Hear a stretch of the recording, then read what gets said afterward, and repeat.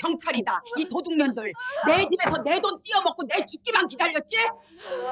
감옥에서 썩어라. 평생 콩밥 먹어. 새벽 5시 반, 눈이 떠졌어요. 요즘은 알람 없이도 이 시간이면 어김없이 잠에서 깨요. 나이가 들면 잠이 없어진다더니 그 말이 딱 맞나 봐요.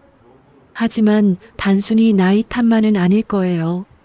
68년을 살면서 이렇게 내 집에서 마음 편히 다리 뻗고 못 자는 날이 올 줄은 몰랐거든요.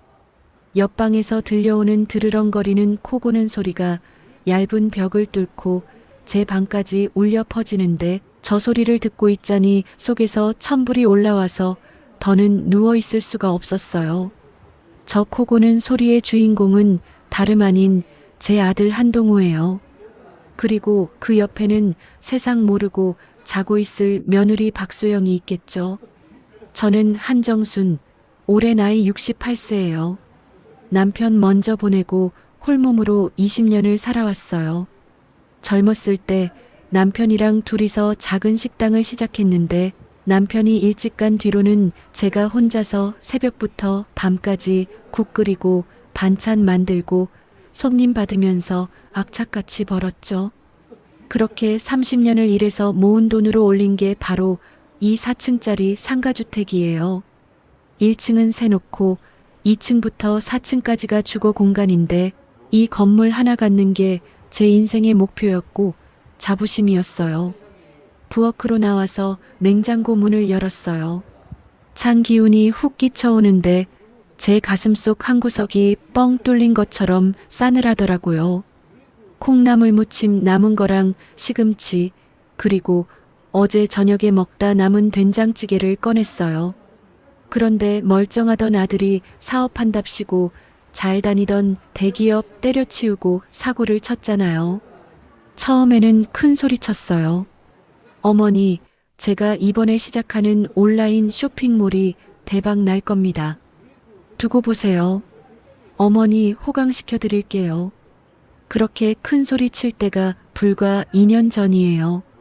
그런데 호강은커녕 빚쟁이들한테 쫓기는 신세가 돼서 3개월 전에 야반도주하듯 제 집으로 기어들어왔죠. 빈손으로 와도 속이 터질 판인데 빚까지 잔뜩 짊어지고 와서 제 앞에서 무릎 꿇고 울던 게 엊그제 같아요. 쌀을 씻으면서 생각했죠. 그래도 내 자식이니까 밥은 먹여야지. 죽으라는 법은 없으니까 다시 일어서게 도와줘야지. 그런 마음으로 받아줬어요. 그런데 그 마음이 싹 달아나는 데는 딱 일주일도 안 걸리더라고요. 전기밥솥에서 치익하며 김 빠지는 소리가 나는데 마치 제 속이 타들어가는 소리 같았어요. 밥상을 다 차려놓고 시계를 보니 아침 8시가 다 되어가요. 보통 이 시간이면 일어나서 일자리라도 알아보러 나가야 하는 거 아닌가요? 그런데 안방 문은 굳게 닫혀 있고 기척도 없어요. 동호야, 소영아, 밥 먹어라. 제가 소리를 질러야 그제야 안방 문이 스르륵 열려요. 머리는 산발을 하고 눈곱도 안 뗀 며느리가 하품을 쩍 하면서 나오더라고요. 뒤따라 나오는 아들놈은 눈도 못 뜨고 비틀거리고요. 보고 있자니 한심해서 혀를 찼어요. 해가 중천에 떴다. 백수가 과로사한다는 말이 딱 너희들 보고 하는 말이다. 얼른 와서 밥이나 먹어. 제 잔소리에 며느리 박소영이 입을 삐죽거려요. 식탁 의자를 드르륵 끌며 앉더니 차려진 밥상을 눈으로 한번 훑더라고요. 그러더니 젓가락을 들 생각은 안 하고 인상을 팍 쓰는 거예요. 어머님, 오늘 반찬이 이게 다예요? 첫마디가 그거였어요. 잘 잤냐는 인사도 밥 차려주셔서 감사하다는 말도 아니고요. 제가 기가 막혀서 쳐다보니까 며느리가 젓가락으로 콩나물을 뒤적거리면서 말을 이어요. 아니, 동호 씨 요즘 스트레스 받아서 기력도 없는데 고기 반찬이라도 좀 있어야죠. 아침부터 풀떼기라니 너무하신 거 아니에요? 냉장고에 갈비 남은 거 있지 않았나요? 말하는 꼴 좀 보세요. 제가 무슨 식모입니까? 얹혀 사는 주제에. 어디서 반찬 투정이에요? 욱하는 마음에 국자를 탁 내려놓으며 쏘아붙였어요. 야, 박소영. 너 지금 뭐라고 했니? 불효막심하게. 내가 새벽부터 일어나서 밥하고 국 끓여놨더니 그게 할 소리야? 그리고 갈비는 저번에 내가 야식으로 다 구워 먹었잖아. 기억 안 나? 아, 맞다. 그랬죠.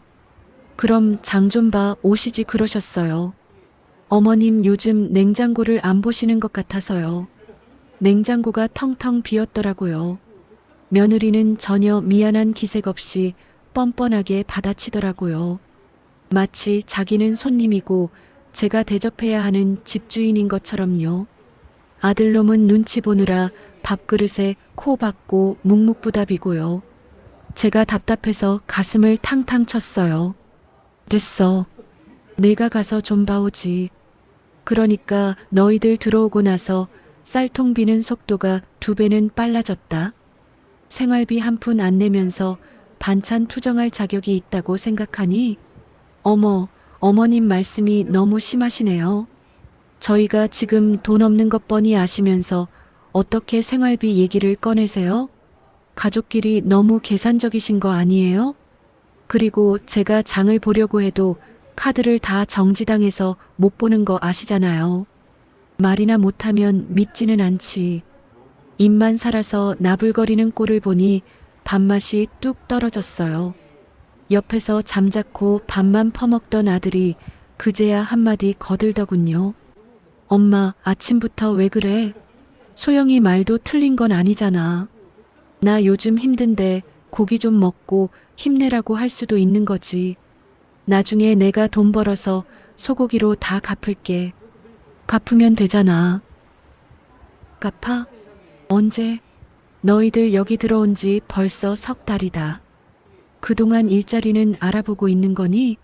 맨날 방구석에서 핸드폰만 들여다보고 있잖아. 아, 알아보고 있다고.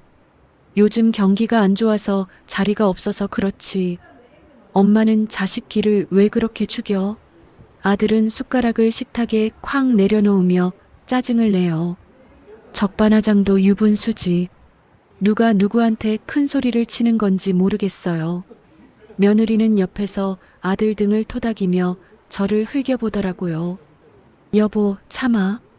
어머님이 연세가 있으셔서 예민하신 거야. 어머님, 식사하세요. 국 식겠어요. 저 말투, 저 싹수 없는 말투가 사람을 더 미치게 만들어요. 겉으로는 위하는 척, 이해하는 척 하면서 속을 벅벅 긁어놓는 재주가 아주 탁월해요. 밥이 목구멍으로 넘어갈 리가 없죠. 저는 물에 밥을 말아서 억지로 몇 숟가락 뜨고 일어났어요. 설거지통에 그릇을 넣으면서 며느리 눈치를 살폈어요. 양심이 있으면 설거지는 자기가 하겠다고 나서야 정상이잖아요. 그런데 이 여자가 밥을 다 먹고 물을 한 잔 마시더니 그냥 생하니 안방으로 들어가려고 하더라고요. 아가, 잠깐 서봐라. 제 부름에 며느리가 귀찮다는 표정으로 뒤를 돌아요. 왜요? 저 들어가서 좀 더 자려고요. 어제 늦게 잤더니 피곤해서요. 너 밥 먹은 그릇은 내가 씻어야지. 내가 밥까지 차려줬으면 설거지는 너희가 하는 게 도리 아니니? 나이 60 넘은 시어머니가 밥에다 반찬에 설거지까지 해야겠어? 아이고, 어머님. 저 손에 습진 생긴 거 안 보이세요? 지난번에 설거지 한 번 했다가 손 다 터서 지금 약 바르고 있다고요. 고무장갑 끼면 답답해서 못하겠고. 동호 씨가 나중에 한다고 했으니까 놔두세요. 동호 씨, 자기 밥 먹고 설거지 좀 해. 며느리는 아들에게 턱짓으로 설거지통을 가리키고는 횡하니 방으로 들어가 버렸어요. 문이 쾅 닫히는 소리에 제 억장이 무너지는 것 같았죠. 아들은 입안에 든 밥을 우물거리면서 투덜대요. 아, 나중에 한다니까. 엄마는 꼭 사람 밥 먹고 나서 바로 시켜야 직성이 풀려. 나도 이따가 할게. 이따가 한다는 그 말. 제가 제일 싫어하는 말이에요. 저러고 놔두면 점심때까지, 아니 저녁 때까지 설거지통에 파리가 꼬일 때까지 안 할 게 뻔하니까요. 결국 저는 고무장갑을 다시 꼈어요. 내 팔자야. 내 팔자가 기구해서 말년에 이게 무슨 고생인가 싶어서 눈물이 핑 돌더라고요. 그릇을 빡빡 문지르면서 다짐했어요. 이것들을 기필코 사람 만들어서 내보내든지 아니면 내쫓아버리든지 해야겠다고요. 설거지를 마치고 거실 소파에 앉아서 숨을 고르고 있는데 안방 문이 다시 열리더니 며느리가 나왔어요. 아까보다는 좀 더 말끔한 표정으로, 하지만 눈빛에는 뭔가 꿍꿍이가 서려 있는 게 보였죠. 제 옆에 슬그머니 와서 앉는데 향수 냄새가 진동을 해요. 어머님, 설거지 다 하셨어요? 고생하셨네요. 제가 하려고 했는데 손이 너무 아파서. 됐다. 말만 번지르르하게 하지 말고 행동으로 보여. 너희들 언제까지 이렇게 빈둥거릴 거니? 계획이라는 게 있어야 할 거 아니야. 그래서 말인데요, 어머님. 저희가 사업 자금을 좀 융통해 보려고 여기저기 알아보고는 있는데 당장은 현금이 너무 없어서요. 활동비가 있어야 사람도 만나고 일도 따내고 할 텐데 차비도 없는 형편이라 꼼짝을 못 하겠어요. 또 돈 얘기. 이젠 아주 노골적이에요. 제가 기가 차서 콧방귀를 뀌었죠. 그래서 나보고 돈을 내놓으라는 거니? 아니, 돈을 내놓으라니요. 어감이 좀 그렇잖아요. 그냥 아들 며느리 기 좀 살려주신다 생각하고 용돈 좀 넉넉히 주시면 안 되나 해서요. 어머님 통장에 현금 많으시잖아요. 이 건물에서 나오는 월세도 꼬박꼬박 들어오고요. 야, 박소영. 너 지금 내 통장 노리고 들어왔니? 그 돈이 어떤 돈인데 너희들 유흥비로 날려? 그리고 너희 빚 갚아주느라 내가 내 노후 자금 헐어서 쓴 게 얼만 줄 알아? 염치가 있으면 그런 소리 못한다. 아휴, 어머님도 참. 누가 유흥비로 쓴대요? 동호 씨 재기하려면 미천이 필요하다는 거죠. 그리고 어머님 돌아가시면 어차피 다 동호 씨 건데 미리 좀 주시면 뭐가 덧나요? 상속세 내는 것보다 미리 증여받는 게 절세도 되고 좋잖아요. 이 여자가 지금 제 면전에서 유산 얘기를 꺼내네요. 제가 언제 죽을 줄 알고 벌써부터 김칫국을 마시는 건지 아주 속이 훤히 다 들여다보여요. 너 말 다 했니? 내가 눈 퍼렇게 뜨고 살아있는데 유산 타령이야? 꿈 깨라. 내 돈은 내가 다 쓰고 죽을 거다. 너희들한테 줄 돈 10원 한 장도 없으니까 그리 알아. 치, 너무하시네. 알았어요. 안 주면 말지. 왜 화를 내고 그러세요? 쪼잔하게 진짜. 며느리는 입술을 삐죽거리더니 자리에서 벌떡 일어났어요. 쪼잔하다고? 자식 뒷바라지 하느라 평생 뼈 빠지게 일한 어미한테 쪼잔하다는 말이 나오냐? 화가 머리끝까지 치밀어서 혈압약이라도 먹어야 하나 싶었어요. 오후에 답답한 마음에 시장이라도 다녀와야겠다 싶어서 집을 나섰어요. 시장통을 걸으면서 상인들이랑 인사도 하고 떡볶이도 사 먹고 하니까 좀 숨통이 트이는 것 같더라고요. 하지만 집에 들어갈 생각을 하니 다시 가슴이 꽉 막혀왔죠. 그래도 어쩌겠어요? 내 집인데. 장을 봐서 집으로 돌아왔을 때였어요. 현관문을 열고 들어서는데 제 안방 문이 활짝 열려 있는 거예요.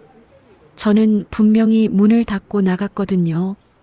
혹시나 싶어서 장바구니를 현관에 던져두고 급하게 안방으로 뛰어갔어요.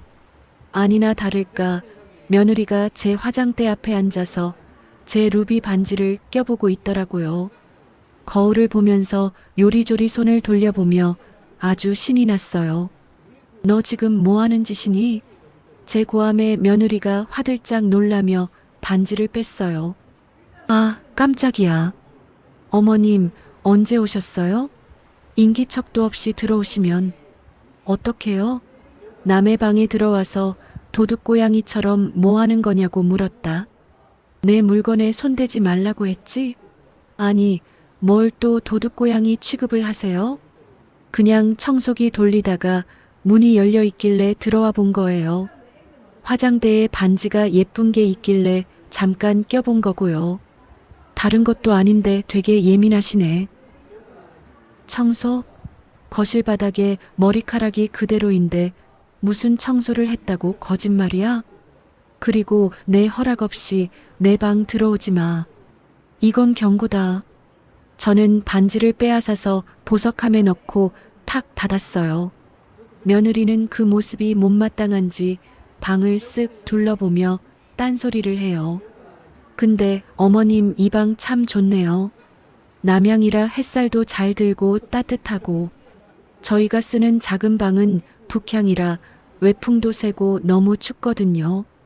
동호 씨가 비염이 심해서 찬 공기 쐬면 안 되는데 걱정이에요.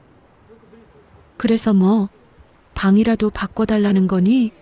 뭐 바꿔주시면 감사하죠. 어머님은 추위 잘 안 타시잖아요. 그리고 혼자 쓰기엔 이 방이 너무 넓지 않아요? 저희는 둘인데 좁은 방에서 부대끼려니 너무 불편해서요. 넓은 방 내주시면 동호 씨 컨디션도 좋아져서 일도 더 빨리 구할 수 있을 텐데. 정말 이 여자의 뻔뻔함은 어디까지일까요? 얹혀 사는 주제에 안방까지 내달라니요. 너 제정신이니? 여기가 내 집이야. 집주인이 안방 쓰는 게 당연한 거지. 어디서 객반이 안방을 탐내? 싫으면 나가라. 너희 당장 나가서 살 집 구해. 아무 말 안 할 테니까. 아이고, 또 나가라는 소리. 갈 데 없는 거 뻔히 아시면서 자꾸 그러시네. 알았어요, 알았어. 안 바꾸면 되잖아요. 그냥 해본 소리에 정색을 하시기는. 며느리는 흥하고 콧방귀를 끼더니 엉덩이를 흔들며 방을 나갔어요. 뒷모습을 보는데 당장이라도 저 등짝을 스매싱하고 싶은 충동을 꾹 참았죠. 침대에 걸터 앉아서 방을 둘러봤어요. 남편과 함께 살뜰히 꾸몄던 이 방, 남편의 흔적이 남은 이 공간마저 것들이 탐내고 있다니 소름이 끼쳤어요. 저녁이 되자 아들이 방문을 빼꼼 열고 나왔어요. 하루 종일 방에 박혀서 뭘 했는지 얼굴이 퉁퉁 부어 있었죠. 엄마 밥 줘. 배고파. 손이 없니? 발이 없니? 차려 먹어. 국 끓여놨으니까 퍼서 먹으면 되잖아. 아, 엄마가 차려주는 밥이 맛있단 말이야. 소영이도 배고프다는데 같이 좀 먹자. 저는 대꾸도 안 하고 TV 채널만 돌렸어요. 그러자 아들이 투덜거리며 부엌으로 가서 달그락거리는 소리가 들려요. 잠시 후 며느리도 나와서 식탁에 앉는 소리가 들리고요. 둘이서 속닥거리는 소리가 들리는데 귀를 쫑긋 세우지 않아도 다 들리더라고요. 자기야, 엄마 기분 좀 풀어드려봐. 나 아까 한 소리 들었어. 왜 또? 당신이 엄마 성질 좀 건드리지 마. 엄마 돈 좀 있잖아. 잘 보이면 콩고물이라도 떨어질 텐데 왜 자꾸 긁어부스럼을 만들어? 아니, 난 그냥 우리 좀 편하게 살자고 한 거지. 안방이 너무 탐나서 그래. 당신도 그 좁은 방 답답하잖아. 엄마 꼬셔서 방 좀 바꾸자니까. 알았어. 내가 기회 봐서 얘기해 볼게. 근데 엄마가 워낙 고집이 세서 통할지 모르겠네. 자기들끼리 작당 모의를 하는 꼴이 가관이었죠. 저것들이 나를 물로 보고 있구나. 호시탐탐 내 재산을 노리고 있구나 하는 생각이 확실해졌어요. 배신감보다는 서글픔이 먼저 밀려왔어요. 내가 자식을 잘못 키워도 한참 잘못 키웠구나 싶었죠. 그날 밤 저는 잠자리에 들었지만 쉽게 잠이 오지 않았어요. 뒤척이다가 거실로 물을 마시러 나왔는데 며느리가 베란다에서 누군가와 통화하는 목소리가 들렸어요. 목소리를 낮추고 속삭이는데 내용이 심상치 않았어요. 엄마 나야. 응, 잘 지내지? 아니, 시어머니가 좀 깐깐하긴 한데 내가 누구야? 다 구워 삶고 있지. 응, 서울 온다고? 병원 검진? 내일? 글쎄. 우리 집은 좀 좁은데. 상대방이 친정 엄마 그러니까 제 사돈 모양이었어요. 며느리는 잠시 뜸을 들이더니 갑자기 목소리가 밝아졌어요. 아니야, 엄마. 잘 됐네. 안 그래도 시어머니 때문에 숨 막혀 죽겠는데 엄마라도 오면 내 편도 생기고 좋지. 어차피 방도 남는데 하루 정도는 괜찮을 거야. 내가 얘기해 볼게. 응, 걱정 마. 시어머니 내 말이라면 꼼짝 못하게 만들 수 있어. 그래, 내일 봐. 전화를 끊고 돌아서는 며느리와 눈이 딱 마주쳤어요. 며느리는 소스라치게 놀라며 가슴을 쓸어내리더라고요. 어머, 어머님 안 주무셨어요? 사람 놀라게 왜 거기 계세요? 저는 며느리를 빤히 쳐다보며 물었어요. 너 지금 누구랑 통화했니? 누가 온다고? 며느리는 잠시 당황하는 기색이더니 금세 표정을 싹 바꾸고 생글생글 웃으며 제 팔을 잡았어요. 아, 어머님, 안 그래도 말씀드리려고 했는데요. 친정 엄마가 내일 서울병원에 검진 받으러 오시거든요. 근데 숙소 잡기가 좀 애매해서요. 어르신이 혼자 모텔 가서 주무시기도 그렇고 저희 집에서 딱 하루만 주무시고 가시게 하면 안 될까요? 네. 어머님 인정 많으시잖아요. 이 여우 같은 것. 방금 통화에서는 시어머니 숨 막힌다. 내 말이라면 꼼짝 못하게 만든다고 해놓고 제 앞에서는 아양을 떨어요. 저는 팔을 확 뿌리쳤어요. 안 된다. 지금 너희 둘 처사는 것도 버거워 죽겠는데 사돈까지 드리라고? 내 집이 무슨 여관이니? 절대 안 된다. 아잉, 어머님 딱 하룻밤이라니까요. 우리 엄마 멀리서 오시는데 그럼 길바닥에서 주무시라고 해요? 동호 씨 체면도 있지. 사돈 대접이 너무 야박하신 거 아니에요? 야박? 내가 지금 나한테 야박하다고 했니? 내 집 내주고 밥 먹여주고 재워주는 시어머니한테 야박? 그래, 나 야박한 사람이다. 그러니까 꿈도 꾸지 마라. 저는 단호하게 거절하고 방으로 들어왔어요. 하지만 방문 밖에서는 며느리가 아들을 깨워서 징징거리는 소리가 계속 들렸어요. 아들은 또 엄마가 너무하네. 내가 다시 말해볼게. 하며 며느리 편을 들고 있었고요. 다음 날 아침부터 전쟁이었어요. 아침 밥상머리에서부터 아들이 죽상을 하고 저를 쳐다봐요. 엄마, 진짜 너무해. 장모님 편찮으셔서 검진 받으러 오신다잖아. 그 딱 하루를 못 재워드려. 아들 체면 좀 세워주라. 응? 나중에 내가 효도할게. 이번 한 번만 눈 감아줘. 며느리도 옆에서 눈물을 글썽이는 척하며 연기를 해요. 어머님, 제가 잘못했어요. 앞으로 청소도 잘하고 말씀도 잘 들을게요. 제발 저희 엄마 하룻밤만 묵게 해주세요. 네. 아들이 사정하고 며느리가 비는데 이걸 끝까지 거절하면 천하의 몫을 시어머니가 될 판이었어요. 그리고 솔직히 사돈이 오면 이 며느리 교육을 어떻게 시켰길래 이 모양이냐고 따지고 싶은 마음도 조금은 있었고요. 사돈 성격이 보통이 아니라는 건 결혼식 때 얼핏 알고 있었지만 설마 하룻밤인데 무슨 일이 있겠나 싶었죠. 그게 제 인생 최대의 실수인 줄도 모르고요. 알았다. 대신 딱 하루다. 그리고 사돈 주무실 방 따로 없으니까 거실에서 주무셔야 해.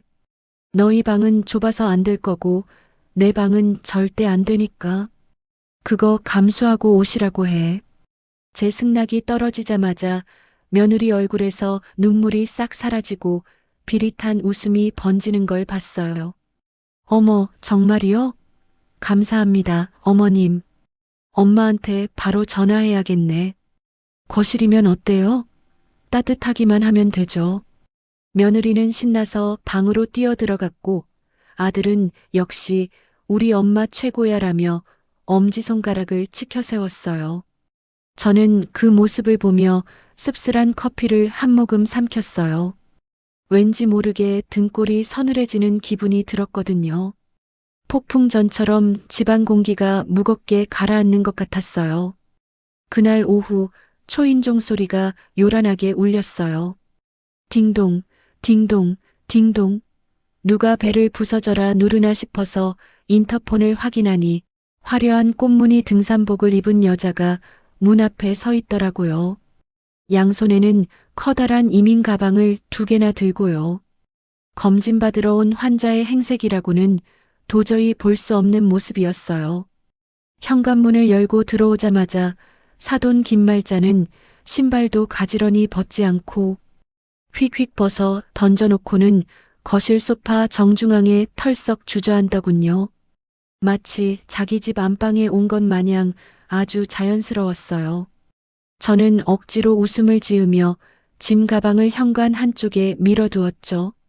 그런데 앉자마자 사돈이 손부채질을 해대며 저를 쳐다보며 명령하듯 말하는 거예요. 아이고, 더워라. 사돈, 나 목이 타서 죽겠는데 물 좀 시원하게 한 잔 주시오. 얼음 동동 띄워서 가져오시오. 남의 집에 손님으로 왔으면 물 좀 주세요 하고 부탁을 해도 모자랄 판에 무슨 주막주모 부르듯이 주문을 하더라고요.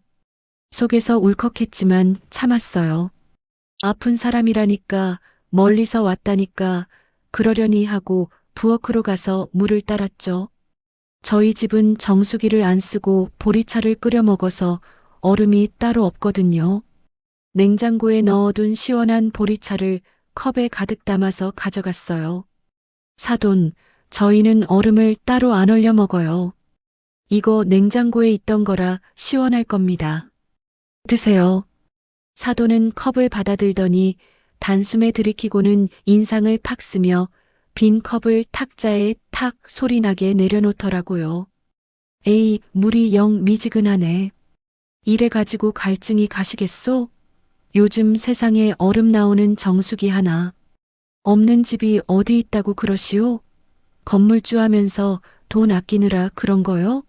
우리 소영이가 이래서 시집살이 고생한다고 징징거렸구나. 여름에 에어컨은 틀어주나 모르겠네. 옆에서 며느리 박소영이 쪼르르 달려와 사돈 어깨를 주무르며 콧소리를 섞어 맞장구를 쳐요. 엄마, 내가 뭐라 했어? 어머님 절약 정신 투철하셔서 한여름에도 선풍기로 버티시는 분이야. 얼음이 뭐냐? 얼음이. 그냥 엄마가 참아. 여기는 우리 집이랑 다르니까. 이것들이 쌍으로 사람을 먹이더라고요. 제 살림살이가 마음에 안 들면 나가면 될 것을 얹혀 사는 주제의 얼음 타령이라니 기가 막혔어요. 빈 컵을 낚아채듯 들고 부엌으로 오는데 손이 부들부들 떨렸죠. 저녁 때가 다 되어서 식사 준비를 하려고 냉장고 문을 열었어요. 그런데 냉장고 내부를 본 순간 저는 제 눈을 의심하고 말았어요. 분명 어제 장봐온 두부랑 콩나물, 그리고 반찬통 위치가 싹 바뀌어 있더라고요. 냉장고가 휑하니 빈 느낌이 들어서 급하게 김치 냉장고까지 열어봤어요. 거기서 저는 비명을 지를 뻔했죠. 제가 전라도 담양에서 직접 공수해온 3년 동안 정성 들여 묵힌 귀한 매실, 장아찌 항아리가 통째로 사라진 거예요. 그뿐만이 아니에요. 아들 동우가 요즘 기력 딸린다고 해서 한의원 가서 거금을 주고 지어온 십전대보탕, 한약 파우치 30봉지도 흔적도 없이 사라졌어요. 대신 그 자리엔 사돈이 가져온 정체불명의 검은 비닐봉지들만 잔뜩 처박혀 있었죠. 너무 놀라고 화가 나서 앞치마를 두른 채로 거실로 뛰쳐나갔어요. 사돈, 지금 이게 무슨 짓이오? 내 냉장고에 손 댔소? 거기 있던 장아찌랑 한약 다 어디 갔소? 사돈은 TV 리모컨을 만지작거리며 저를 쳐다보지도 않고 심드렁하게 대답해요. 아, 그거. 냉장고가 말이 아니길래 내가 정리 좀 했소. 냄새나는 썩은 반찬들이 한가득이라 싹 다 갖다 버렸지. 음식물 쓰레기 봉투가 모자라서 내 돈 주고 더 사왔으니 나중에 정산해 주시오. 뭐라고요? 썩은 음식이라니요? 그 매실 장아찌가 얼마나 귀한 건데? 3년을 숙성시킨 약이에요. 약. 그리고 한약은 한 재에 50만 원이나 주고 지어온 거예요. 그걸 다 버렸단 말이요? 그제야 사돈이 고개를 돌려 저를 보는데 표정에 미안함이라고는 눈곱만치도 없고 오히려 저를 이상한 사람 취급하더라고요. 아이고, 냄새가 아주 시큼하고 고약하던데 그걸 어떻게 먹는다고 그래요? 곰팡이 핀 줄 알았지. 그리고 한약도 색깔이 시커먼 게 유통기한 한참 지난 거 아니요? 노인네. 건강 생각해서 치워준 걸 가지고 왜 이리 역정을 내시오? 사람이 고마운 줄을 알아야지. 옆에 있던 며느리에게 소리쳤어요. 야, 박소영. 너도 봤니? 너희 엄마가 내 살림 다 갖다 버리는 거 보고만 있었어? 너 그게 얼마짜린 줄 알면서 가만히 있었냐고? 며느리는 깎고 있던 사과를 입에 쏙 넣으며 눈을 동그랗게 뜨고 대꾸해요. 어머님, 엄마가 도와주신 건데 너무 화내지 마세요. 솔직히 어머님 냉장고에서 쉰내 좀 나긴 했어요. 이번 기회에 싹 정리하고 깔끔해지고 좋잖아요. 한약이야 뭐 다시 지으면 되고요. 동호 씨가 나중에 돈 벌면 더 좋은 거 해드린다니까요. 말문이 막혀서 가슴을 탕탕 쳤어요. 다시 지으면 된다고? 지금 돈 한 푼 없어서 저한테 얹혀 사는 주제에 50만 원이 누구 집? 걔 이름인 줄 아나 봐요? 당장 쓰레기장으로 달려가 볼까 했지만 이미 밖에서는 청소차 지나가는 윙거리는 소리가 들리고 있었어요. 억장이 무너졌지만 오늘 하루만 참으면 간다니까 이를 악물고 참았어요. 다음 날 아침이 밝았어요. 사돈이 병원 검진 간다고 했으니 아침만 먹여서 보내면 된다는 생각에 새벽같이 일어나 북어국을 끓였죠. 밥상을 다 차려놓고 거실로 나갔는데 해가 중천에 떴는데도 사돈은 이불을 머리끝까지 뒤집어 쓰고 일어날 생각을 안 하는 거예요. 코까지 골면서 자고 있더라고요. 사돈, 일어나세요. 병원 예약 시간 다 된 거 아니오? 아침 드시고 가셔야죠. 제가 흔들어 깨우니 사돈이 앓는 소리를 내며 이불 속에서 겨우 고개만 내밀어요. 아이고 머리야. 어제 장거리 이동을 해서 그런가 몸살이 났나 봐. 온몸이 두들겨 맞은 것처럼 쑤셔서 꼼짝을 못 하겠네. 오늘 검진은 틀렸고 며칠 더 쉬다 가야겠소. 네. 아니, 하루만 묵고 가신다면서요? 병원 예약은 어쩌고요? 그리고 저희 집도 좁아서 사돈 오래 계시기 불편합니다. 제가 정색을 하고 말하자 사돈이 눈을 흘기며 짜증을 내요. 사람이 아파 죽겠다는데 병원이 문제요. 예약이? 예약이야 다시 잡으면 되지. 사돈, 인정머리 없이 아픈 사람 내쫓을 생각 마시오. 정없게 진짜. 왜 그러시오? 나 밥 좀 죽으로 끓여다 주시오. 입맛이 없네. 그때 안방 문이 벌컥 열리더니 며느리가 튀어나와서 제 앞을 막아섰어요. 마치 저를 가해자 취급하면서요. 어머님, 엄마가 아파서 끙끙 앓는 거 안 들리세요? 환자한테 스트레스 주면 병 더 커지는 거 모르세요? 며칠 더 계시게 하는 게 뭐가 그리 어렵다고 아침부터 사람을 볶으세요? 어머님 진짜 독하시다. 아들놈까지 부스스한 얼굴로 나와서는 하품을 쩍하며 거들어요. 엄마, 장모님 그냥 좀 쉬게 놔둬. 우리 집에 방도 많은데 며칠 더 계신다고 집이 무너지나? 며느리 사랑은 시아버지라는데 아버지가 안 계시니 엄마라도 좀 잘해줘봐. 나 체면 좀 세워달라고. 아침부터 시끄러워서 잠을 못 자겠네. 셋이서 똘똘 뭉쳐서 저를 피도 눈물도 없는 노인네 취급을 하니 제가 무슨 힘이 있겠어요? 결국 울며 겨자 먹기로 며칠 더 계시라고 했죠. 그때는 몰랐어요. 그 며칠이 일주일이 되고 제 집이 완전히 쑥대밭이 될 줄은요. 그날부터 사돈은 환자라면서 거실을 완전히 점령해 버렸어요. 아프다던 사람이 TV 볼 기운은 넘치는지 리모컨을 손에 쥐고 하루 종일 놓지를 않았어요. 제가 주식을 확인하려고 뉴스 채널을 틀려고 하면 사돈은 휙 채널을 트로트 방송으로 돌려버려요. 아이고, 아침부터 머리 아픈 뉴스 봐서 뭐하게요? 신나는 노래나 들읍시다. 쿵짝쿵짝 좋잖아.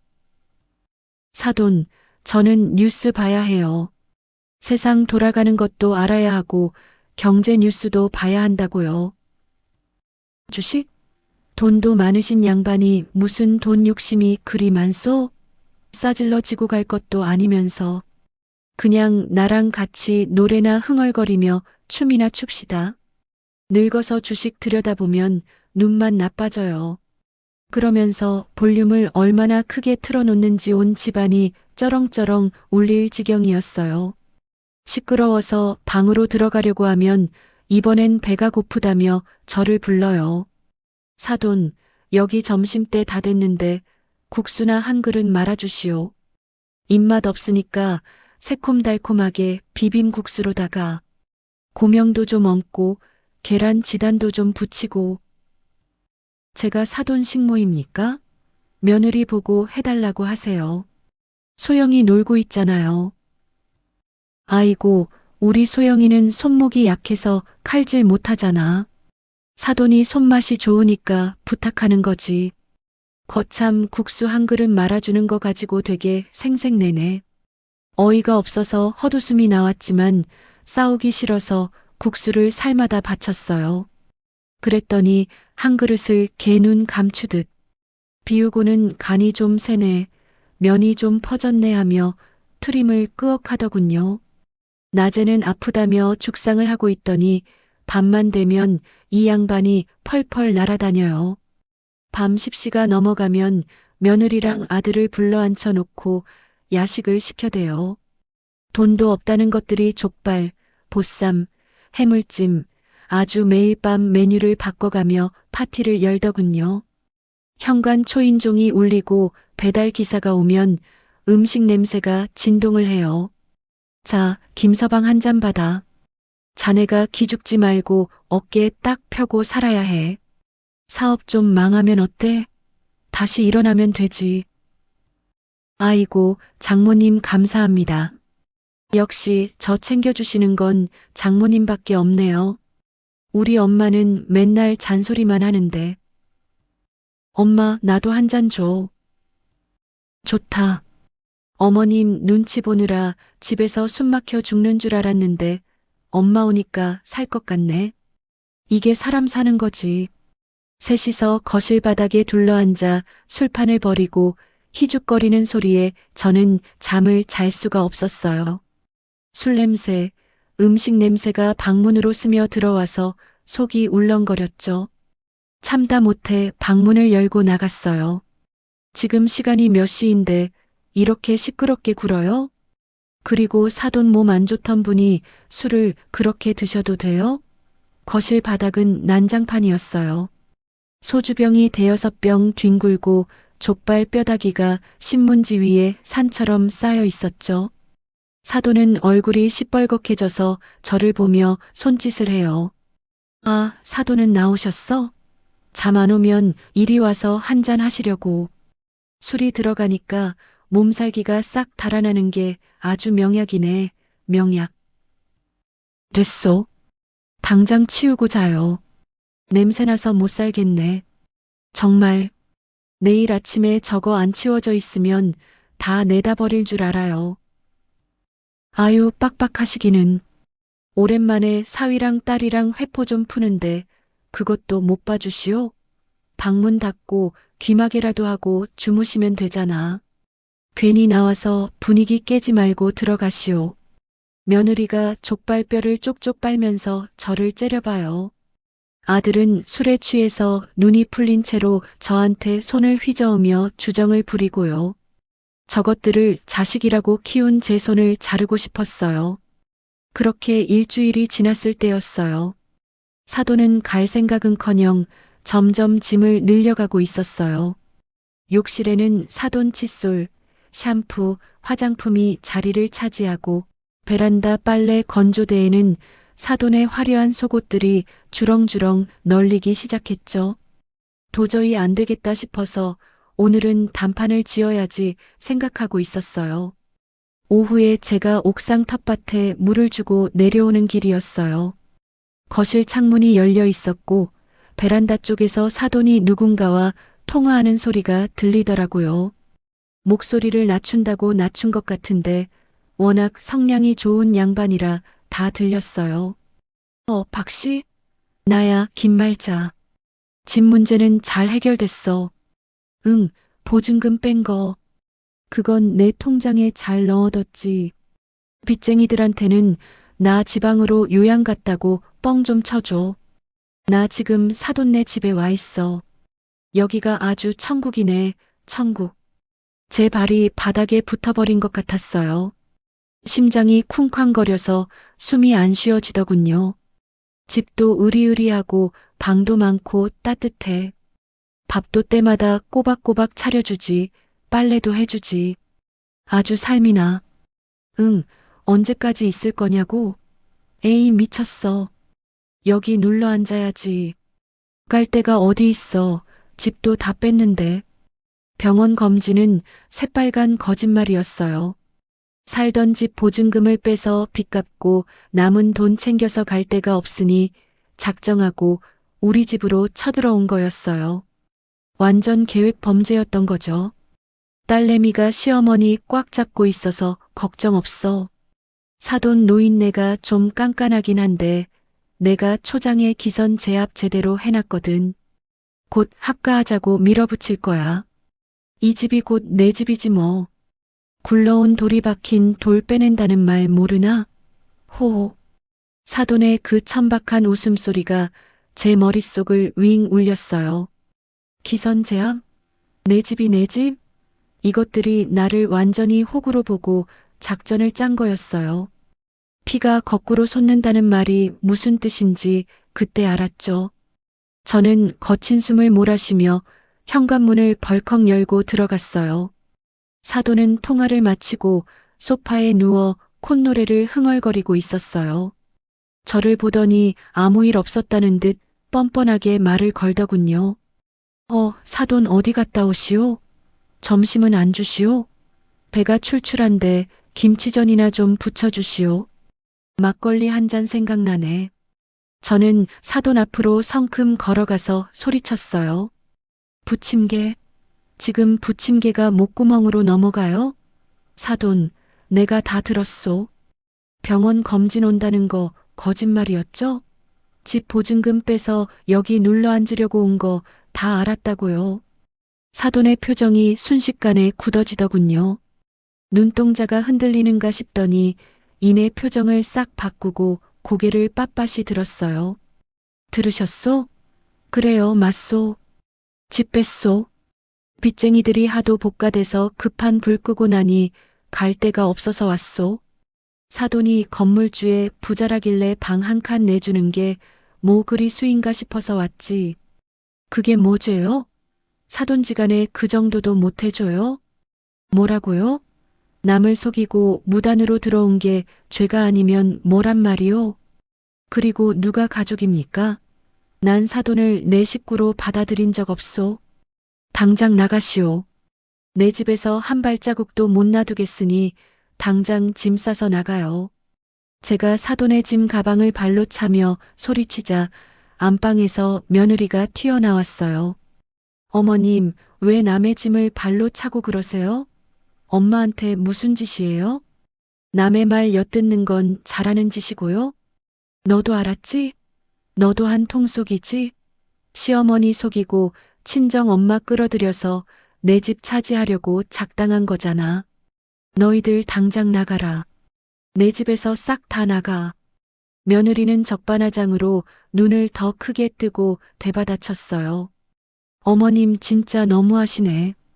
갈데 없는 노인네를 내쫓으면 길바닥에서 얼어 죽으라는 거예요? 엄마랑 같이 살면 좋잖아요. 어차피 방도 남는데. 제가 엄마 목까지 집안일 더 열심히 할게요. 생활비도 나중에 다 드린다니까요. 그때 아들놈이 방문을 열고 나오더니 짜증스러운 표정으로 머리를 극적이며 다가와요. 아, 엄마 그만 좀 해. 시끄러워서 못 살게. 장모님 갈 데 없다잖아. 그럼 어떡해? 나보고 장모님 길바닥에 버리라는 거야? 사위 체면이 있지 어떻게 그래? 뭐? 기서가 너 지금 뭐라고 했니? 엄마가 널 어떻게 키웠는데? 너 엄마한테 그게 할 소리야? 이 집이 누구 집인데? 내 집이야, 내 집. 누구 집이긴 엄마 집이지. 근데 엄마 집 크잖아.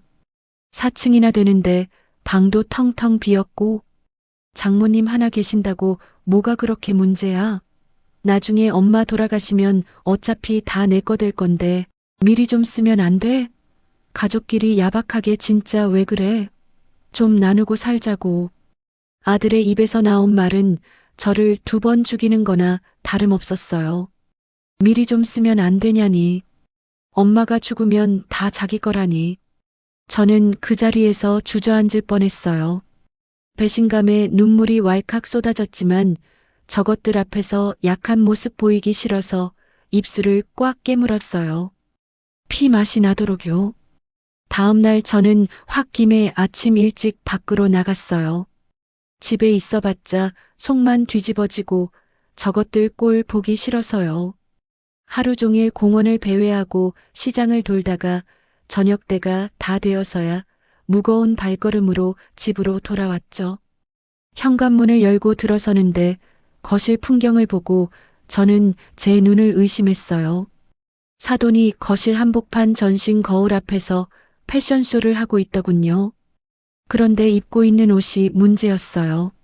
제가 장롱 깊숙이 넣어두고 아끼는 블랙 밍크 코트였거든요.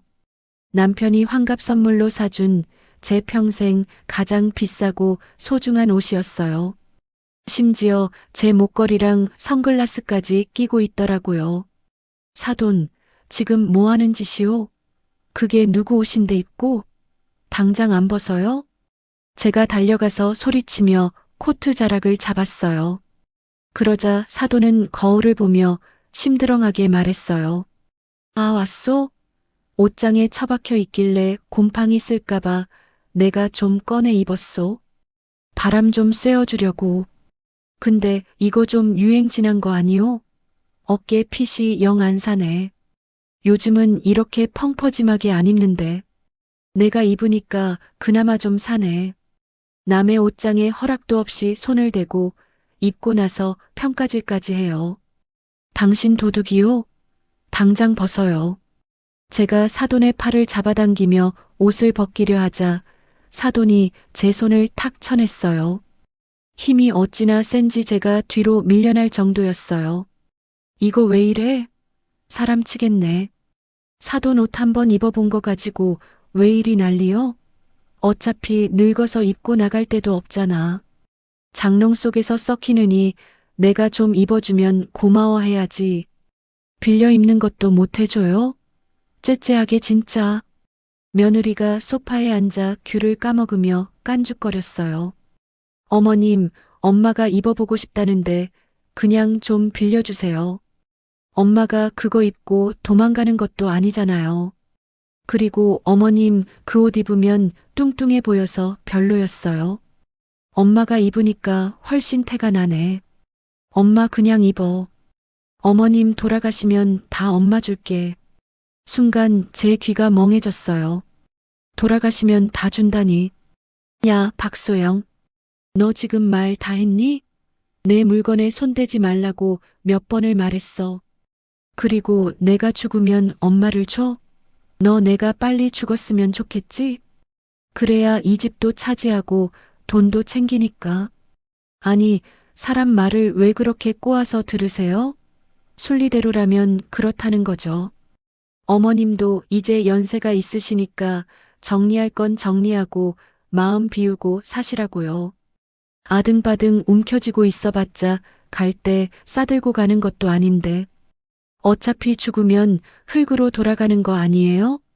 며느리의 눈에는 저에 대한 일말의 존경심도 미안함도 없었어요.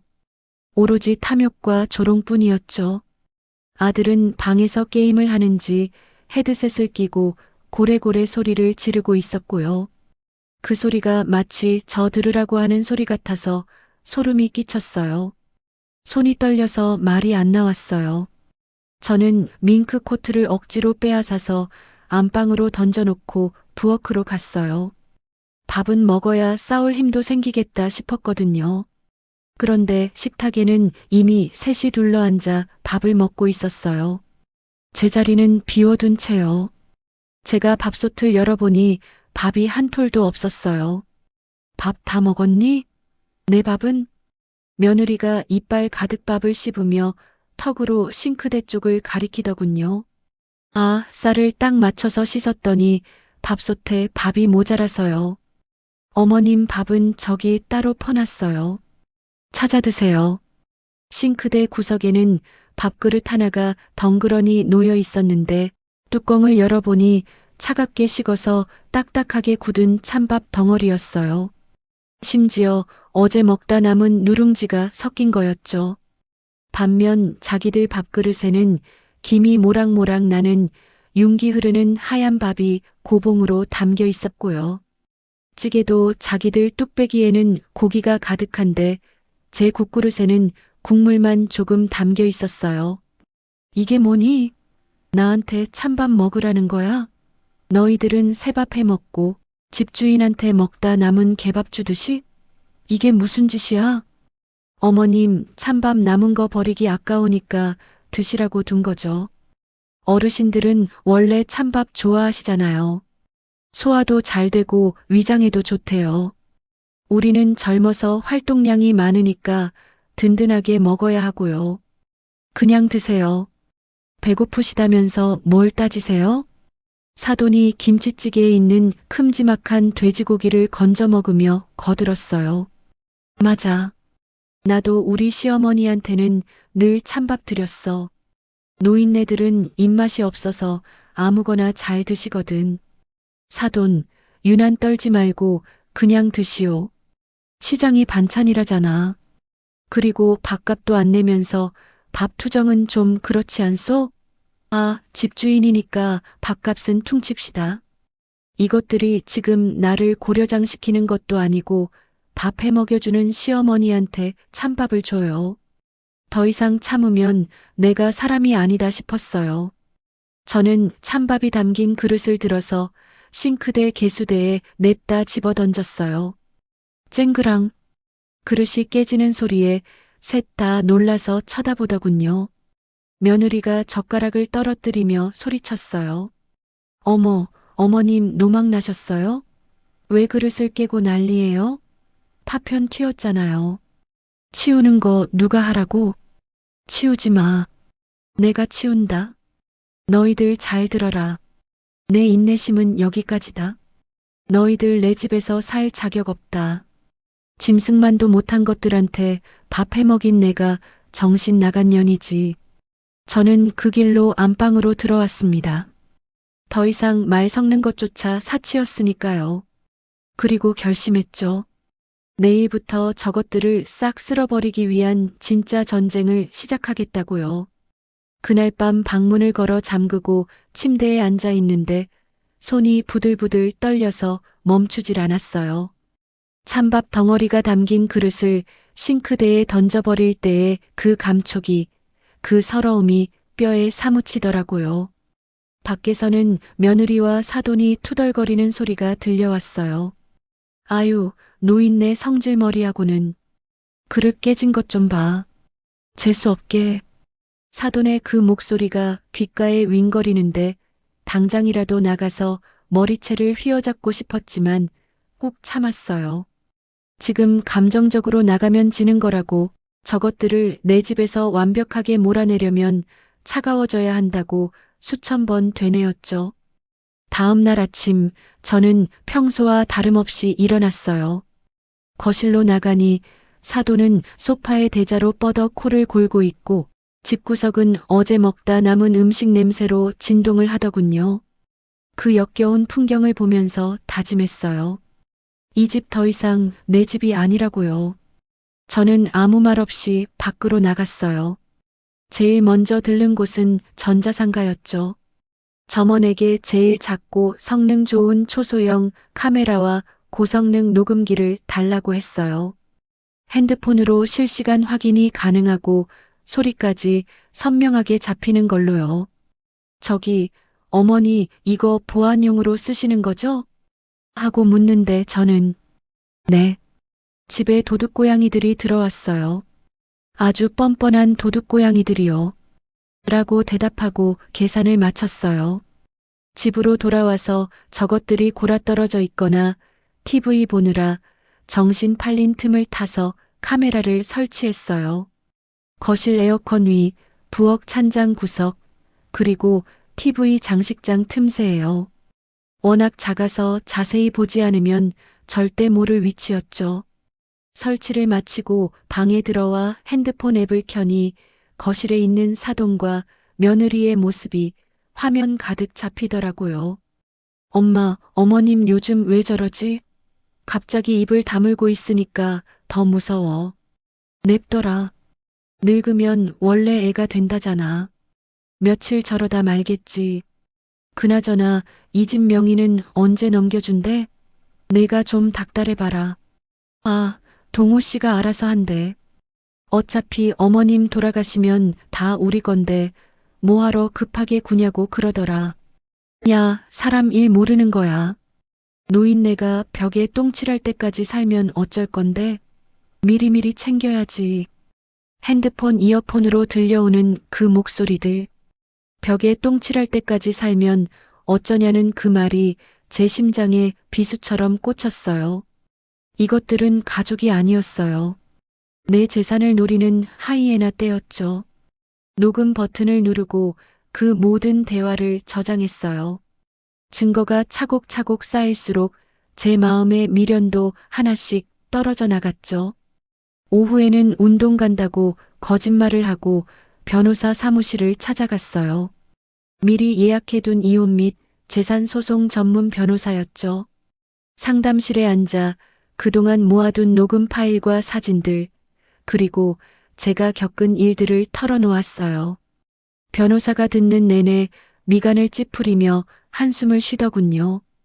어르신, 정말 가족끼리 이렇게까지 하시겠습니까? 소송이 시작되면 아드님과는 정말 남이 되는 겁니다. 돌이킬 수 없어요. 변호사 양반. 가족이라니요? 내 죽기만을 바라고 내 밥그릇에 찬밥이나 던져주는 것들이 가족입니까? 나는 걔네들을 자식으로 생각 안 한 지 오래입니다. 내가 살려면 저것들을 끊어내야 해요. 아들이라고 봐주는 거 없습니다.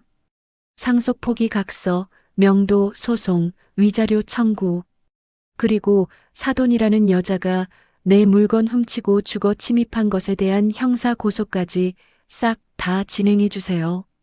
내 전 재산을 털어서라도 저것들 길바닥에 나앉게 만들 겁니다. 제 단호한 태도에 변호사도 고개를 끄덕였어요. 알겠습니다. 가지고 오신 증거들이면 충분히 승산 있습니다. 특히 사돈의 절도 행각과 주거 침입은 명백하고요. 며느리와 아드님의 폐륜적인 언행도 위자료 산정에 큰 도움이 될 겁니다. 일단 아드님 내외에게 퇴거 불응 시 강제 집행을 하겠다는 내용 증명부터 준비하겠습니다. 그리고 유언장 수정도 바로 하시죠. 변호사 사무실을 나와서 바로 근처 부동산으로 향했어요. 30년 동안 제 피땀으로 지킨 이 건물을 내놓으려니 가슴이 찢어지는 것 같았지만 저것들에게 물려주느니 차라리 남에게 팔아버리는 게 낫겠다 싶었죠. 김 소장, 우리 집 금매로 내놔줘요.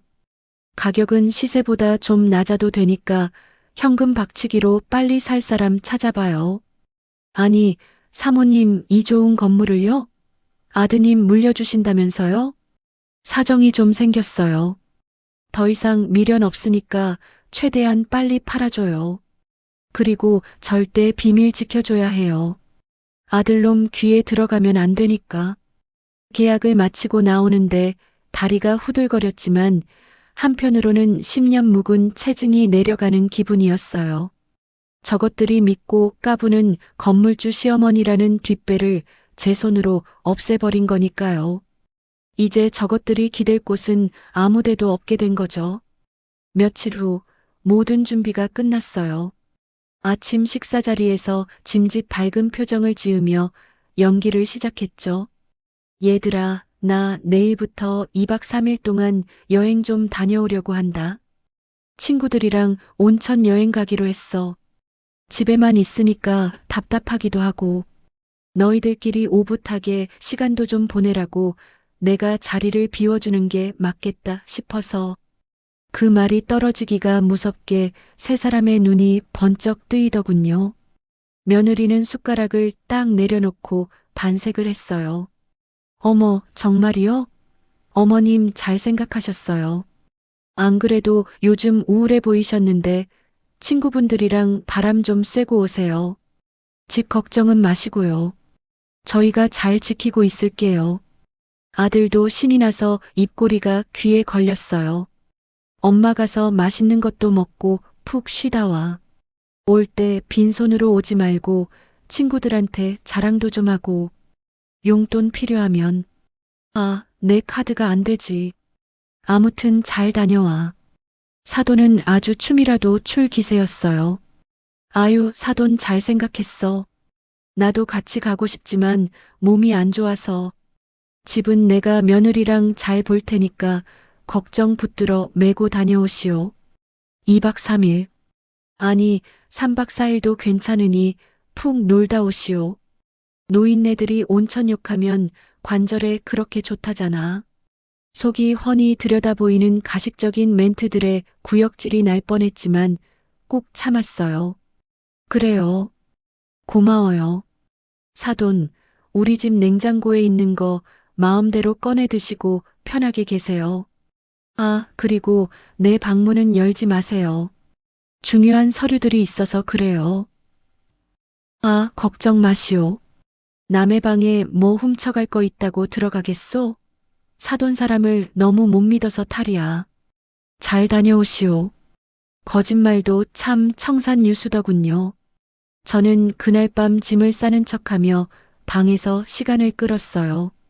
그리고 핸드폰으로 CCTV 앱을 켜서 각도가 제대로 잡히는지 소리는 잘 들어오는지 다시 한번 철저하게 확인했죠. 다음 날 아침 등산복 차림으로 가방을 메고 집을 나섰어요. 현관까지 배웅 나온 며느리와 사돈이 손을 흔들며 잘 다녀오세요.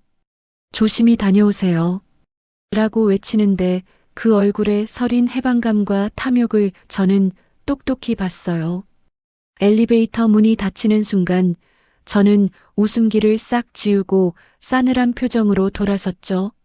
저는 멀리 가지 않았어요. 집에서 걸어서 10분 거리에 있는 모텔에 방을 잡았거든요. 짐을 풀고 침대에 앉아 핸드폰을 켰어요.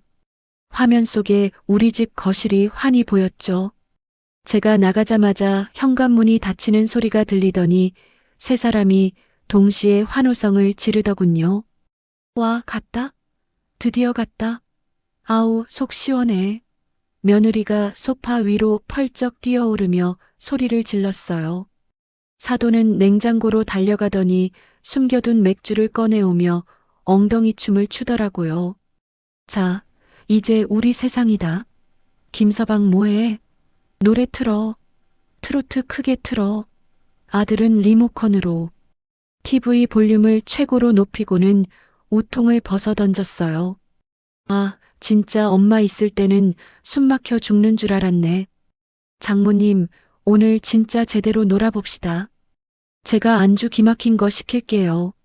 화면 속의 그들은 짐승이나 다름없었어요. 제가 내 방문은 열지 말라고 신신당부하고 나왔는데 30분도 안 돼서 사돈이 제 안방 문을 벌컥 열고 들어가는 게 보였어요. 안방에는 카메라를 설치하지 못했지만 거실 쪽 카메라에 사돈이 제 화장대 서랍을 뒤지는 소리, 옷장 문을 여는 소리가 고스란히 잡혔죠. 잠시 후 사돈이 제 목걸이와 반지를 주렁주렁 걸고 제가 아끼는 실크 스카프를 두르고 거실로 나오더군요. 어때? 사모님 같지 않냐?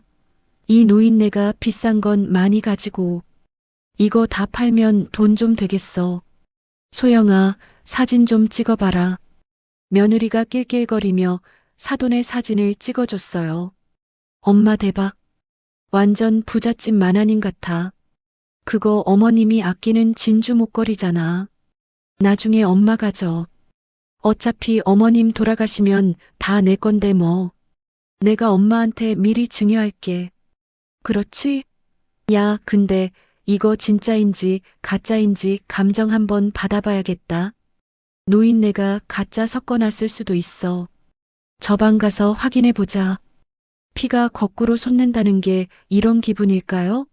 제 물건을 훔치고 팔아먹을 궁리까지 하는 저것들을 보며 저는 모텔방에서 주먹을 꽉 쥐고 부들부들 떨었어요. 저것들은 사람도 아니었어요. 밤이 되자 더 가관이었어요. 며느리가 친구들을 부르고 사돈도 동네 친구라는 사람들을 불렀더군요. 낯선 사람들이 제 집에 들이닥쳐서 신발도 안 벗고 거실을 돌아다니는데 눈이 뒤집힐 것 같았어요. 어머, 소영아, 너희 시댁 진짜 좋다. 이 넓은 집이 다 너희 거야? 그럼 시어머니가 건물 주잖아. 곧 우리 명의로 넘어올 거야. 지금은 잠깐 얹혀 사는 척 하는 거지. 노인네가 자식 이기는 부모 없다고 결국 다 내놓게 되어 있어. 야, 부럽다. 시어머니 빨리 돌아가시면 땡 잡는 거네. 말도 마. 노인네가 어찌나 정정한지 벽에 똥칠할 때까지 살 것 같아서 걱정이야. 그래도 엄마가 와서 기선 제압 좀 해줘서 요즘은 좀 조용해. 밥도 찬밥 줘도 군소리 안 하잖아. 친구들이랑 나누는 대화 내용이 하나하나 다 녹음되었어요. 사돈은 자기 친구들에게 양주를 꺼내 대접하더군요. 그것도 남편이 생전에 가장 아끼던 아까워서 뜯지도 않았던 30년 산 발렌타인. 사돈 친구들이야 이고 김 여사 딸 덕분에 호강하네. 이 집 차지하면 나 방 하나만 줘. 라고 하자 사돈은 아유 걱정 마. 사돈 노인네 실버타운으로 보내버리든지 요양병원에 쳐넣든지 하고 내가 안방 차지할 거니까 그때 놀러와서 자고 가. 라고 큰 소리 쳤어요. 술판이 벌어지고 노래방 기계를 틀어놓고 고성방가를 해대는데 정말 지옥이 따로 없었어요. 담배 연기가 자욱하게 피어오르고 술을 흘려서 바닥이 엉망이 되고 제가 아끼는 페르시안 카펫에 김치국물이며 술을 쏟아도 아무도 닦지 않았죠. 아들은 친구와 통화하며 낄낄거리고 있었어요. 야, 나 곧 건물주 된다니까. 엄마가 슬슬 맛이 가고 있어. 유산 상속만 받으면 빚 갚고 외제차부터 뽑을 거야. 지금은 좀 참는 거지. 장모님이랑 작전 짜고 있어. 자식 키워봤자 소용없다더니 제 아들이 저를 맛이 가는 노인네 취급하며 죽기만을 기다린다는 사실을 확인하니 남은 정마저 바사삭 부서져 내리는 것 같았어요. 이제 정말 끝이었어요. 내일 아침이 되면 너희들의 그 더러운 파티도 헛된 망상도 모두 끝날 것이다. 저는 핸드폰을 꽉 쥐고 화면을 노려봤어요. 너희들의 그 웃음이 비명으로 바뀔 시간이 얼마 남지 않았으니까요. 새벽 3시가 넘어가자 하나둘씩 술에 취해 널브러지기 시작했어요. 사돈은 소파에 토를 해놓고 그 위에서 잠들었고 며느리와 아들은 거실 바닥에 엉켜서 코를 골았죠. 친구들은 대충 현관 쪽에 쓰러져 자거나 돌아갔고요. 쓰레기장이 된 거실, 토사물 범벅이 된 소파, 깨진 술병들, 제 집은 처참하게 망가져 있었지만 제 마음은 오히려 차분해졌어요. 완벽한 증거가 확보되었으니까요. 다음 날 아침 9시 저는 모텔을 나서서 경찰서로 향했어요. 미리 연락해둔 변호사님이 경찰서 앞에서 기다리고 계셨죠. 저는 형사계로 가서 지난밤 녹화된 CCTV 영상과 녹음 파일, 그리고 사돈이 제 폐물을 훔쳐서 착용하고 있는 사진들을 증거로 제출했어요.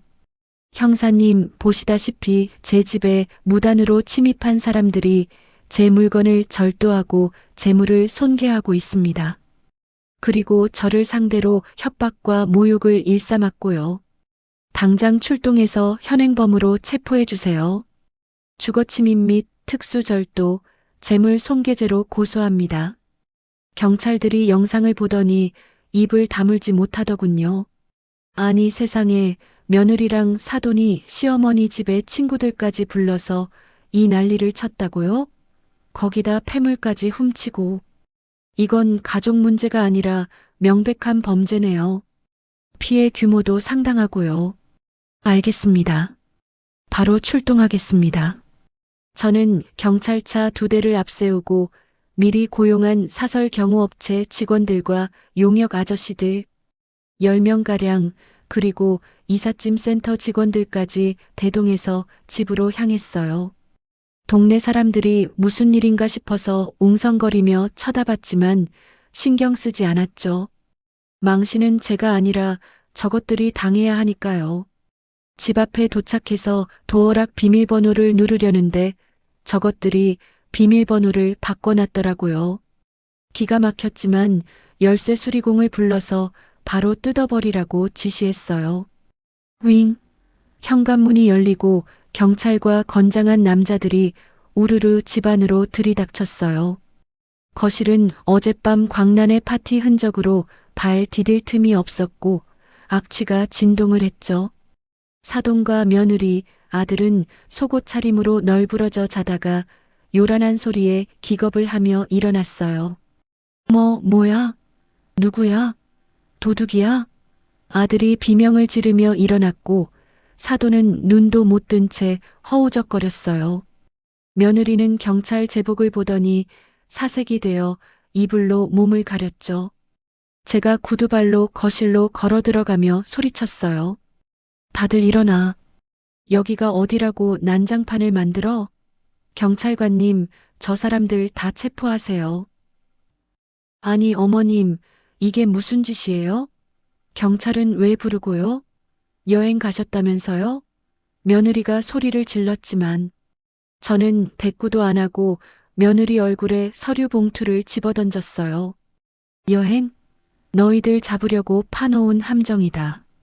이건 상속 포기 각서이고 이건 퇴거 명령서다.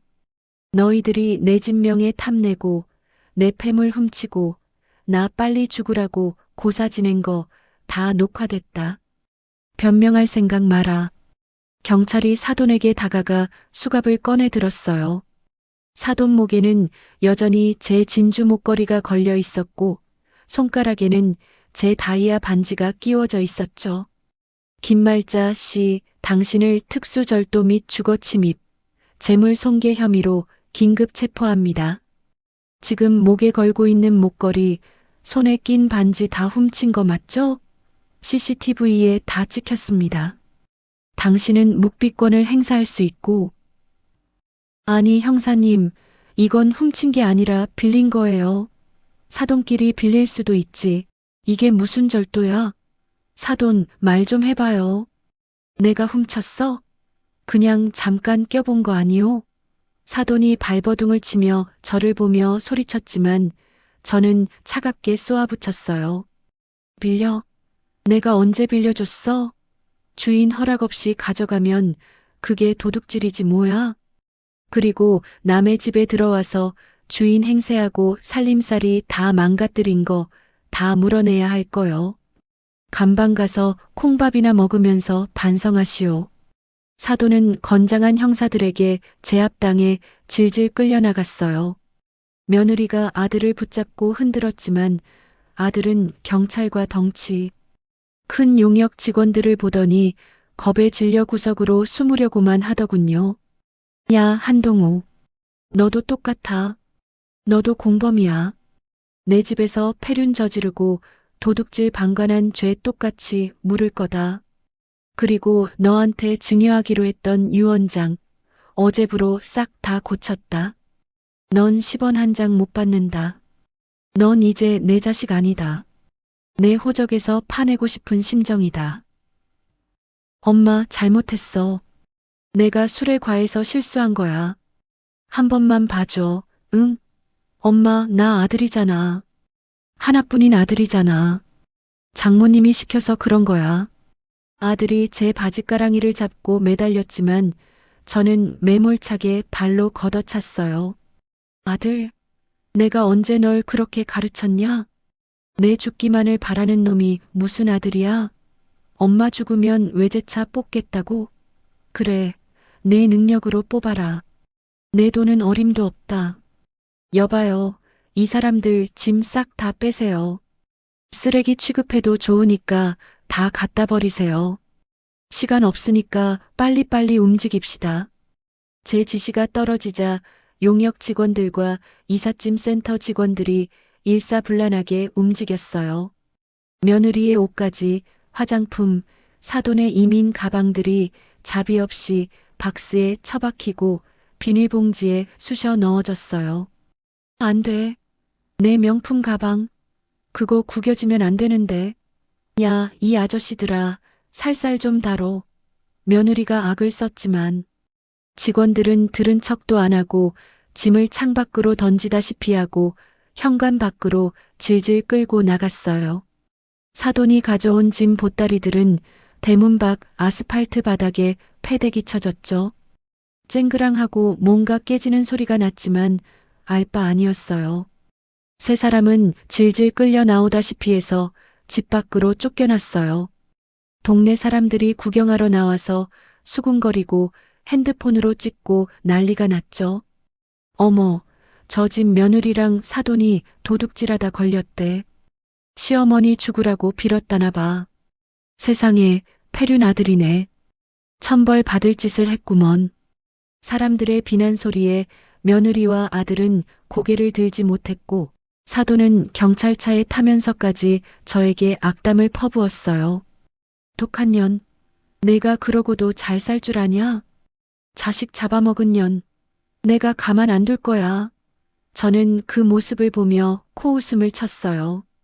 그래, 나 독하다. 너희들이 날 이렇게 만들었어. 감방 가서 콩밥이나 먹으면서 반성해라. 합의는 절대 없다. 변호사 통해서 얘기해라.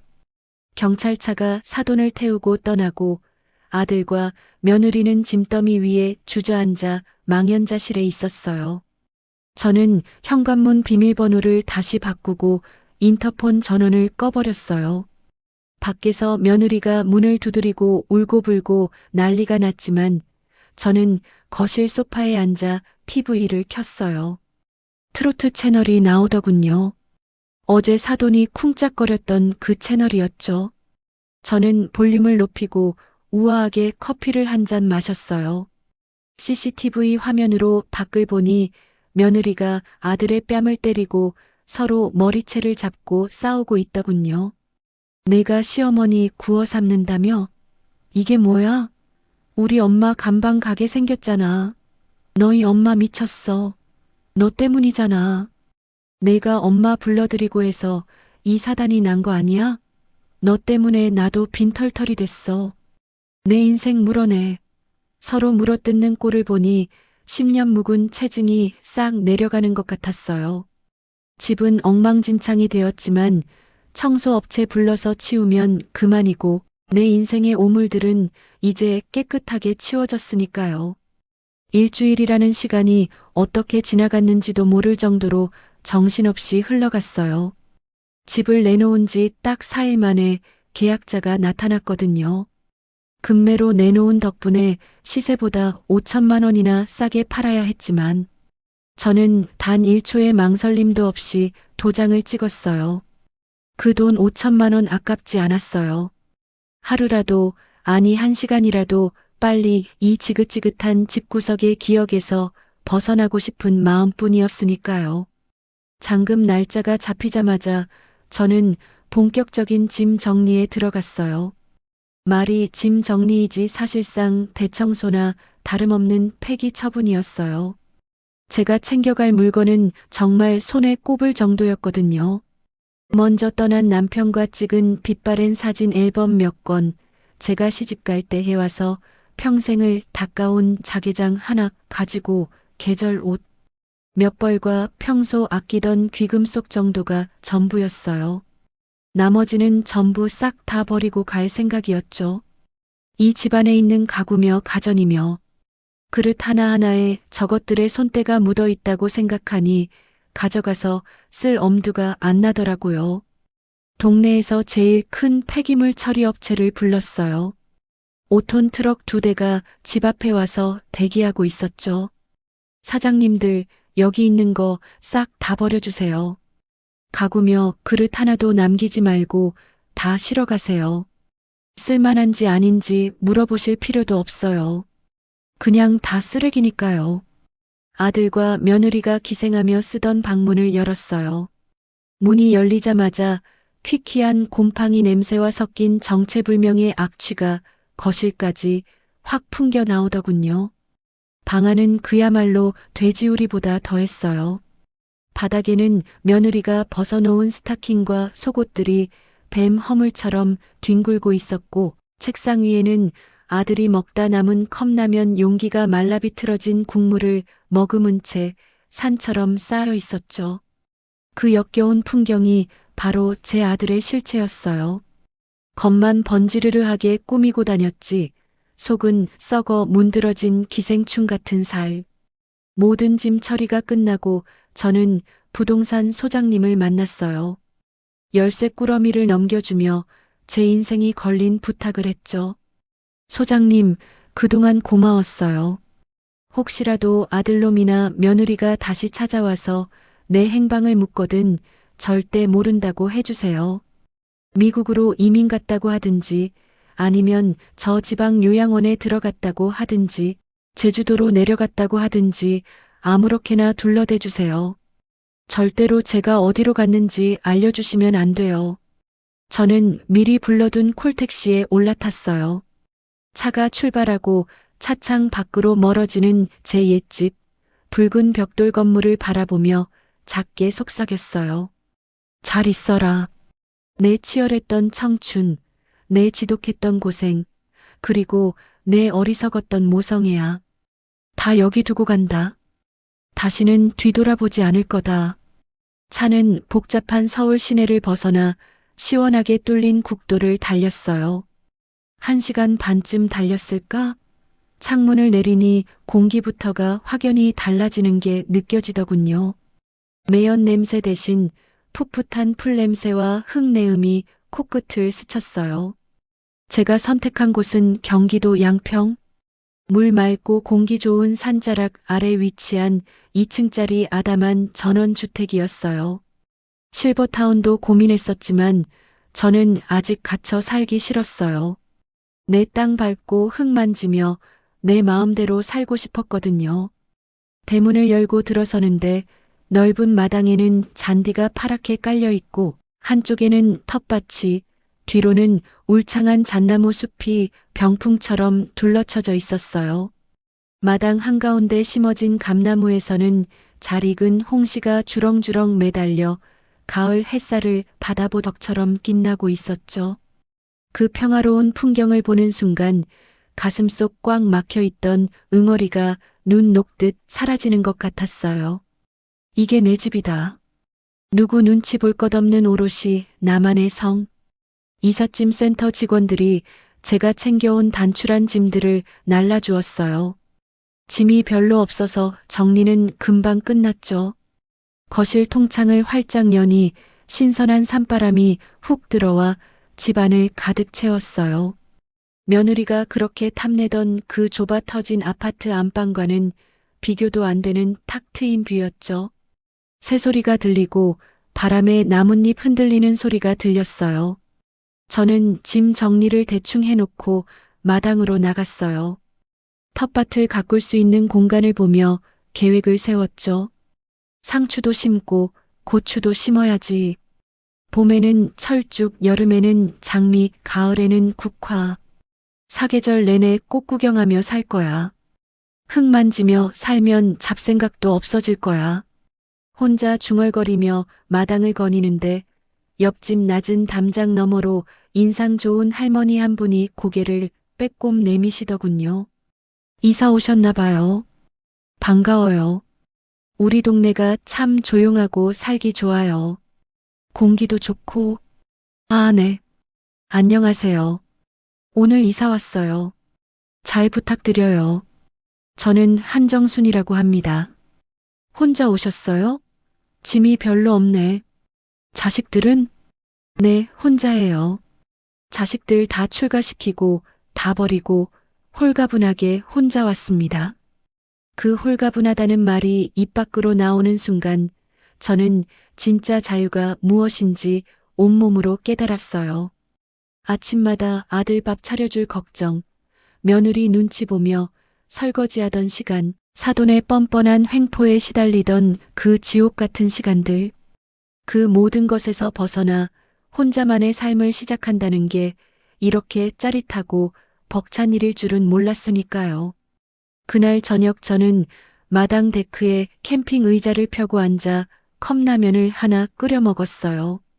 진수성찬은 아니었지만 산새 소리를 배경음악 삼아 먹는 라면 맛은 세상 어떤 산의 진미보다 꿀맛이었죠.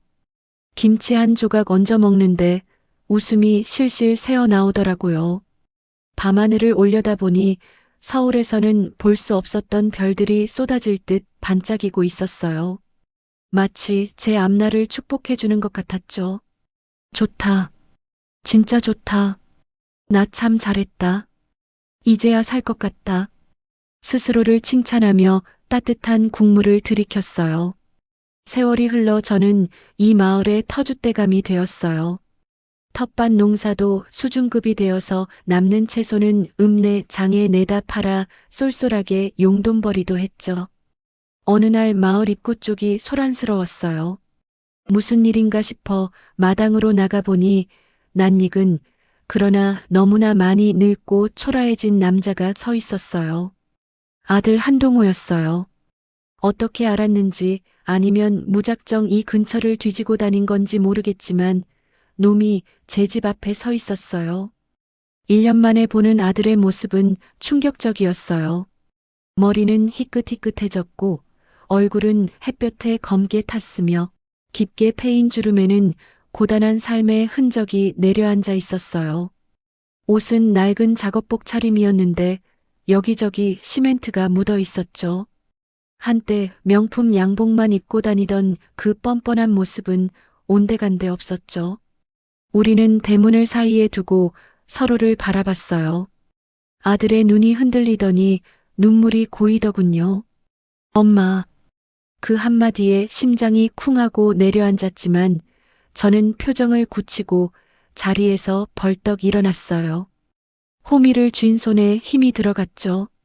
여기서 약해지면 안 된다. 여기서 무너지면 다시 그 지옥으로 끌려간다는 생각뿐이었어요. 누구세요? 사람 잘못 찾아오셨습니다. 여기 그런 사람 안 살아요. 엄마, 나야. 동우.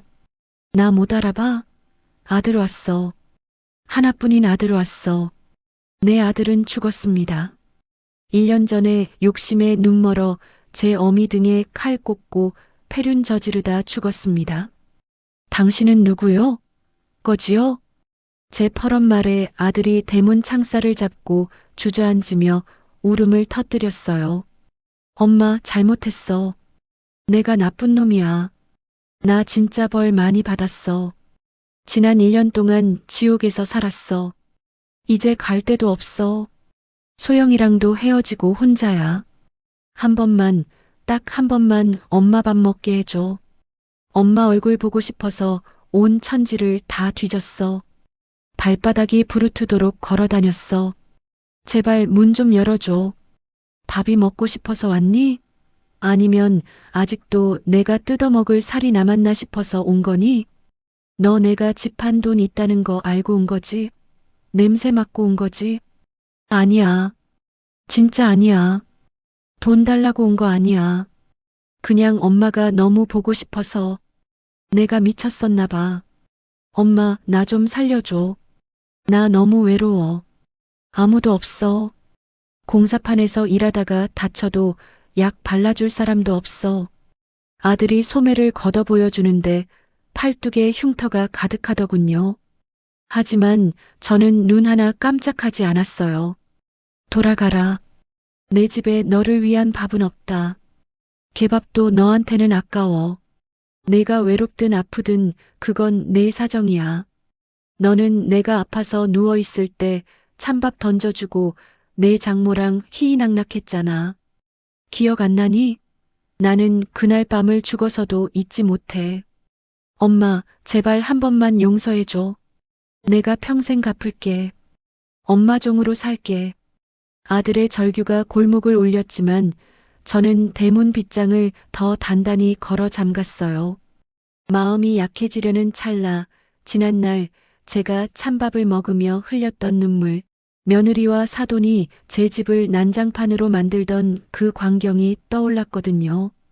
지금 저 문을 열어주면 저는 다시 지옥으로 끌려 들어가는 거예요. 저놈은 변하지 않아요. 잠깐 불쌍한 척할 뿐, 등 따뜻하고 배부르면 다시 저를 하녀 부리듯 할 게 뻔했으니까요. 검은 머리 짐승은 거두는 게 아니라고 했어요. 마침 반장님이 이 광경을 목격하고 쇠스랑을 든 채 달려오셨어요. 한 여사님, 무슨 일입니까? 저 거렁뱅이는 뭐요? 해코지하러 온 놈입니까? 대낮에 행패를 부려? 반장님, 모르는 사람입니다. 자꾸 밥 달라 돈 달라 행패를 부리네요. 좀 쫓아주세요. 경찰 부르기 전에. 제 말에 아들이 충격받은 얼굴로 저를 쳐다봤어요. 모르는 사람이라는 말이 비수가 되어 꽂힌 거겠죠. 반장님은 쇠스랑을 들고 아들에게 호통을 쳤어요. 이놈, 어디서 남의 집 대문 앞에서 행패야? 사지 멀쩡한 놈이 일을 해서 밥을 먹어야지. 어디서 구걸질이야? 당장 안 꺼져? 경찰 부를까? 확 그냥. 아들은 저와 반장님을 번갈아 보더니 더 이상 희망이 없다는 걸 깨달았는지 체념한 듯 고개를 떨구고 비틀거리며 물러났어요.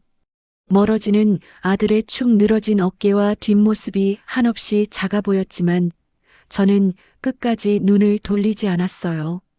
그게 제가 아들에게 줄 수 있는 마지막 가르침이었으니까요. 너 인생은 내가 책임져. 아무도 너를 구해주지 않는다. 며칠 뒤 저는 읍내 변호사 사무실을 찾아가 유언장을 다시 작성했어요. 제 의지를 확실하게 못 박아두고 싶었거든요. 제 전 재산은 사회복지단체와 독거노인 지원센터에 전액 기부합니다. 난 제 아들 한동우와 며느리 박소영, 그리고 그 어떤 친인척에게도 단 1원의 유류분도 남기지 않겠습니다. 제가 죽기 전까지 저를 찾아오거나 괴롭힐 경우 그들에게 접근 금지 가처분 신청을 하고 법적 책임을 물을 것입니다. 이 내용은 제가 죽은 후에도 변하지 않습니다.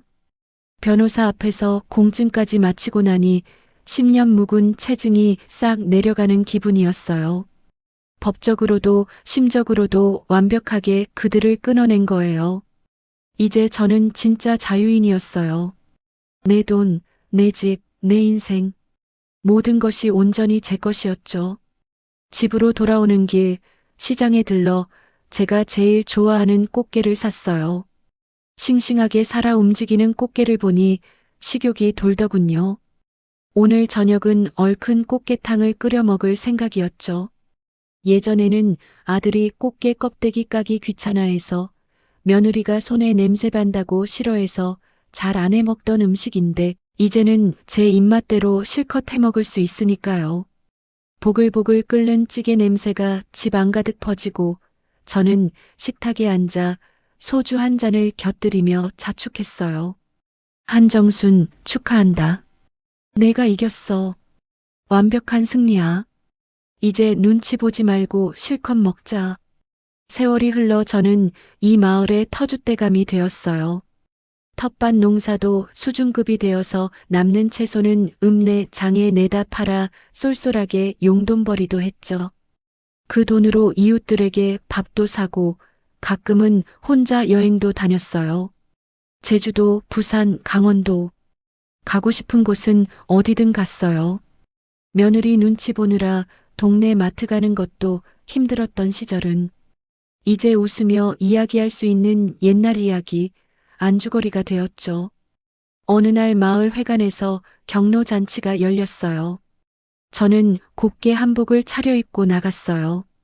며느리가 훔쳐 입었던 그 촌스러운 한복이 아니라 제 돈 주고 맞춘 최고급 비단 한복이었죠. 색깔도 고운 진달래색 치마에 옥색 저고리를 입으니 얼굴이 확 살더군요. 동네 사람들이 어우, 한 여사님 오늘 새색시 같네. 시집가도 되겠어. 하며 칭찬을 아끼지 않았어요. 저는 마을 어르신들과 막걸리를 나눠 마시며 활짝 웃었어요. 이제 제 인생에는 저를 괴롭히는 사람이 아무도 없었어요. 내가 원하는 곳에서 원하는 음식을 먹고 원하는 사람들과 웃으며 사는 삶. 그게 바로 진짜 행복이라는 걸 68년을 살아서야 깨달았어요. 밤하늘을 올려다보니 별들이 쏟아질 듯 반짝이고 있었어요.